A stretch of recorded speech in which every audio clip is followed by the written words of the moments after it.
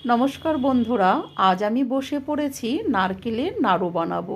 চিনি দিয়ে সাদা ধবধবে নারকেলের নাড়ু বানাবো। আমি কিভাবে বানাচ্ছি চলুন দেখাচ্ছি। কয়েকটা নারকেল আমি ফাটিয়ে কুড়িয়ে নিয়েছি।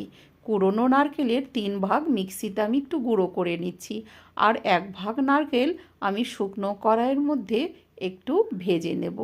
একদম ঝরঝরে করে ভাজতে হবে নারকেলটাকে। ভাজা হয়ে গেছে, নামিয়ে নিচ্ছি।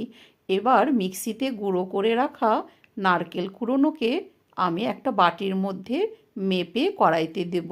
বাটি দিয়ে মেপে নেওয়ার কারণ, যতটা নারকেল দেব ঠিক ততটাই আমি চিনি দেব, তাহলে পাকটা সুন্দর হবে।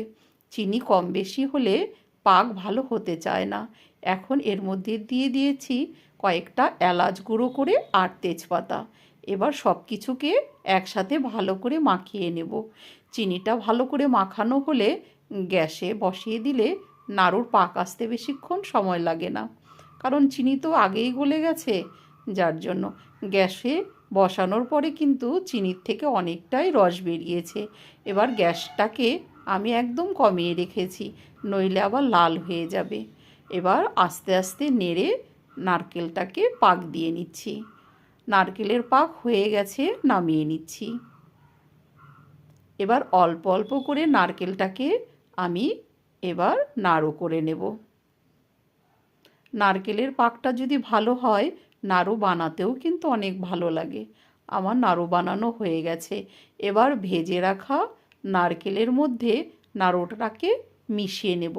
একে একে সবগুলো নাড়ু বানিয়ে এভাবে নারকেলের সাথে মিশিয়ে নেব।